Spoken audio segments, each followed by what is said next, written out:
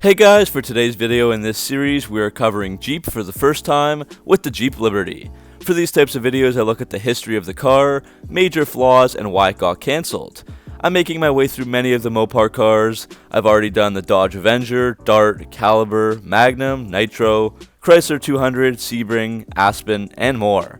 So let's get started for the Liberty. If you're new to the channel, for these types of videos, the first part focuses on looking back at the history of the car and all the details and specs, and then we jump to talking about the events that led to the car being cancelled and any flaws that it had. The Liberty lived through 2 generations and 11 model years from 2002 to 2012.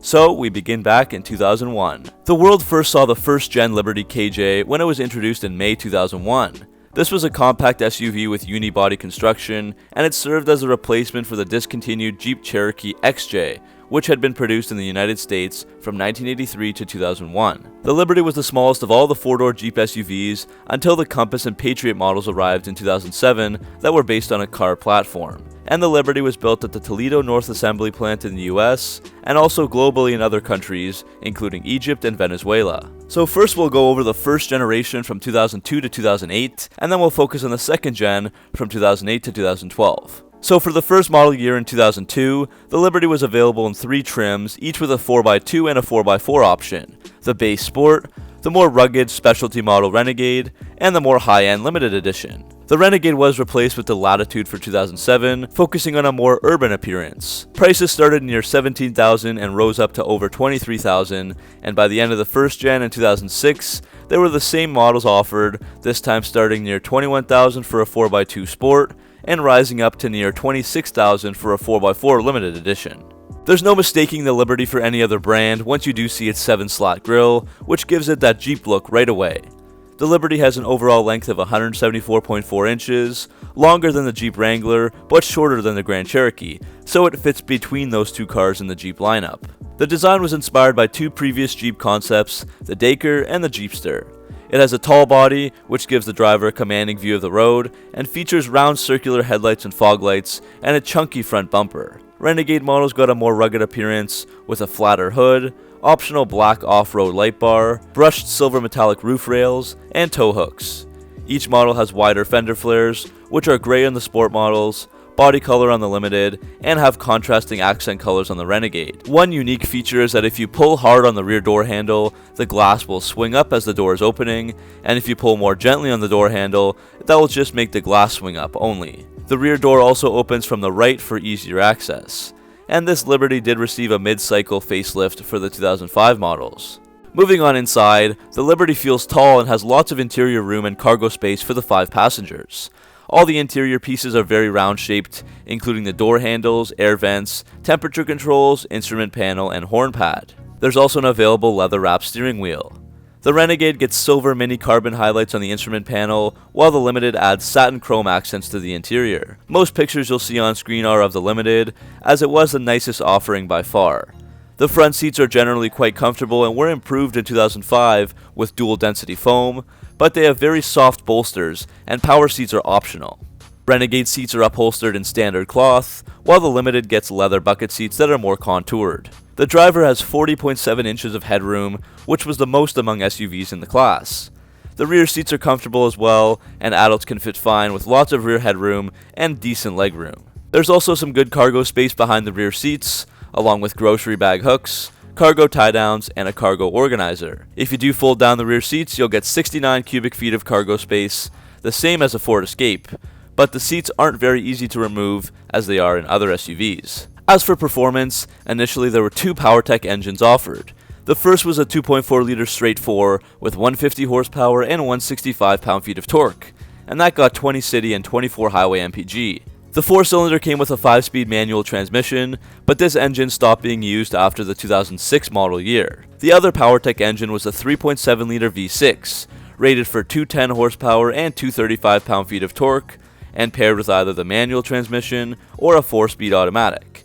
Gas mileage was lower here at 16 city and 22 highway mpg. In 2005, Daimler Chrysler offered another engine for North America, testing the waters with a 2.8-liter VM Motori inline-4 rail turbo diesel engine, also known as a CRD. The last time North America had seen a diesel in a Jeep was the 1987 Cherokee and Comanche. This engine delivered 160 horsepower and 295 pound-feet of torque, so it did have more torque and better gas mileage over the V6, but it was 200 pounds heavier, more expensive, and had less peak horsepower, so it wasn't as fast. This diesel was paired with a 5-speed auto, and it was rated to tow up to 5,000 pounds. There were some serious difficulties with selling this engine due to emission standards, and it was banned from selling in Maine, Vermont, Massachusetts, New York, and California. So after just 2005 and 2006, this engine was discontinued for 2007 as the US got stricter federal emission standards. If you do care about performance times, the Liberty diesel model could do 0 to 60 in 10 seconds flat and the quarter mile in 17.1 seconds, while the limited edition with the V6 was faster, doing 60 miles per hour in 8.7 seconds and the quarter mile in 16.5 seconds. The Liberty is also available with a part-time command track or full-time select track transfer case. The command track has 4 positions, 2 high, 4 high, neutral, and 4 low, while the select track has 5 positions, the same as before, but they split the 4 high into 4 high part-time and 4 high full-time, which features an open differential between the front and rear axles, so each axle can spin at its own speed to eliminate any wheel hop. In the 4-wheel drive models, 52% of the power goes to the rear wheels and 48% goes to the front. And on one other note, the Liberty was the first Jeep vehicle to use rack and pinion steering. If you're interested, on screen you can find the options and features for each model, Sport, Renegade, and Limited Edition, using the 2004 model year.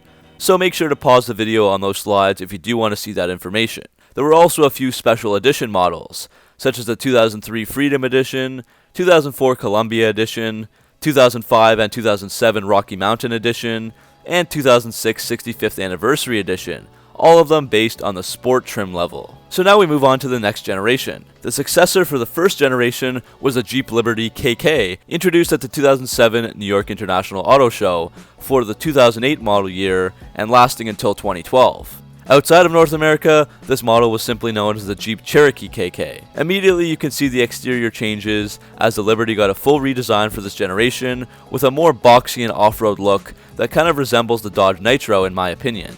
2 models were offered throughout the second generation, Sport and Limited, while the Renegade was available from 2009 to 2011. Prices started above $20,000 in 2008 for a Sport 4x2, and by 2012 the 4x4 Limited Edition cost over $28,000.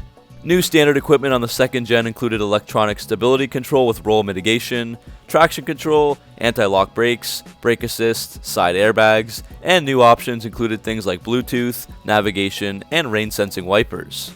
The new Liberty design had the goal of broadening its appeal to a new audience while strengthening the relationship with current Jeep owners. This Liberty was now part of a 7-vehicle lineup and was more of a true Jeep with off-road capability and bold styling if you compared it to the other offerings, such as a Patriot or Compass. The 2008 model was 2.5 inches longer, 0.8 inches wider, and it had a 1.8 inch longer wheelbase than the first-gen Liberty. The platform it was built on was shared with the Dodge Nitro. The front grille gets taller on this model, and it's finished in body color on the Sport models and chrome on the Limited. There are no more black or gray front fascia moldings, as they are body color for all models. The side view sees tall windows, with black side trim pieces on the Sport and chrome accents for the Limited. Jeep also offered the industry-exclusive Sky Slider, which was a full open canvas roof, giving a more open-air experience that was 4 times larger than the average sunroof. The rear spare tire has been moved under the floor, and the tailgate changes from a swing gate to a lift gate. While this Liberty is similar in size to its competitors, it is more capable off-road, but also heavier than almost all of them, which include the Honda CR-V, Ford Escape, Toyota RAV4, and Nissan Xterra. The interior of the Liberty is practical, but not fancy or extravagant. Like the previous generation, there's a high seating position with good headroom and average legroom. The interior is boxier and more square, including the center console area and the air vents. Most of the interior, including the dash and the area surrounding the doors, is constructed with plastic, and there are no soft touch surfaces. The Limited model does include a leather wrap shifter and leather accent stitching on the console, door armrests, grab handle, and parking brake. The Sky Slider creates a nice open air feeling for the passengers, as we've mentioned, but it does create a lot of noise on the highway when it's closed. Unlike the previous model, the second row seats are not very comfortable as they are flat with very little support. There is less cargo space than the first gen, 60.9 cubic feet, which is average, and there's an underfloor storage area in the back with cargo tie-down hooks. The rear glass panel also opens separately to the tailgate, a very convenient feature.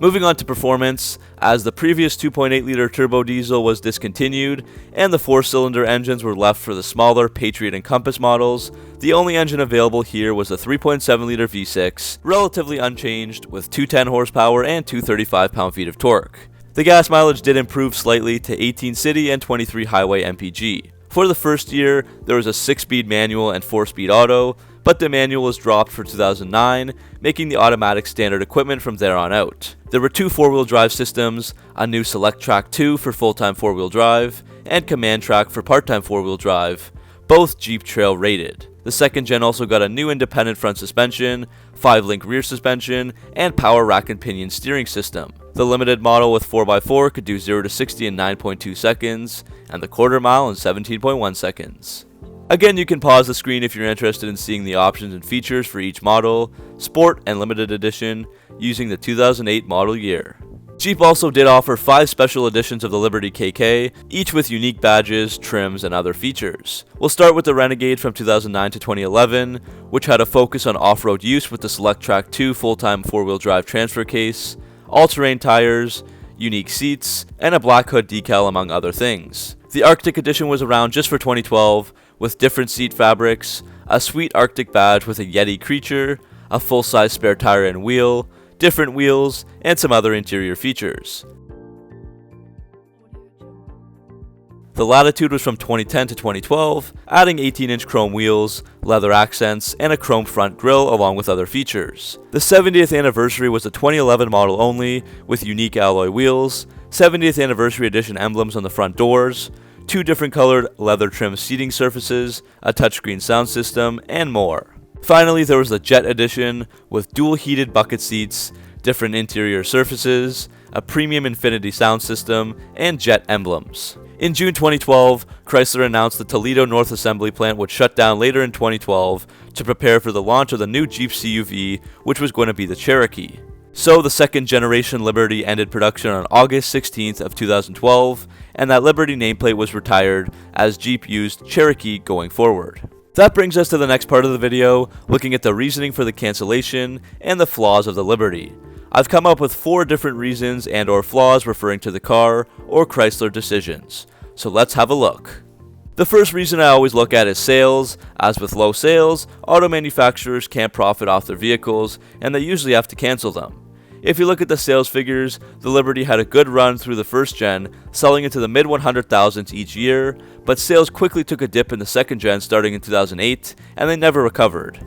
Now let's look at reason number 2, which will explain this drop in sales for the second generation. So the reason I believe sales were so low was because the second generation Liberty brought very few improvements to a vehicle that kind of needed it. As Consumer Reports stated, the 2008 model didn't improve driving dynamics, the ride was clumsy and unsettled, the engine guzzled gas, the interior remained noisy and uncomfortable, and it had a sloppy finish. Jeep could have improved other factors as well, such as upgrading the 3.7-liter V6 or using a different version. For example, by 2011 the 3.6-liter Pentastar V6 was available, but they continued with that ancient 3.7, which had been used since the 2002 models. Same goes for the 4-speed automatic offered, which was considered really old during a time where most other SUVs already had a 6-speed automatic. Consumer Reports ranked the Liberty the lowest rated vehicle in its category at the time, saying that it was one of 5 popular vehicles to avoid, while Motor Trend gave it a 1 out of 5 stars in their review. They both spoke highly about how the Liberty was great for towing and off-road use, but they did say that it lacked in all the other departments that are truly important for consumers. My next reason is that the Liberty was never able to properly fill the shoes of the Cherokee XJ that it was replacing. Many people that had owned the Cherokee XJ found the Liberty was a step down in almost every way, and thus the Liberty couldn't quite attract the same large market of consumers that the XJ did. Doug DeMuro even called the Jeep Liberty, quote, the worst redesign in automotive history, end quote. I do agree that Chrysler made a bunch of errors with the new Liberty. First, why take away the Cherokee name entirely and switch to the Liberty, after millions had bought the Cherokee?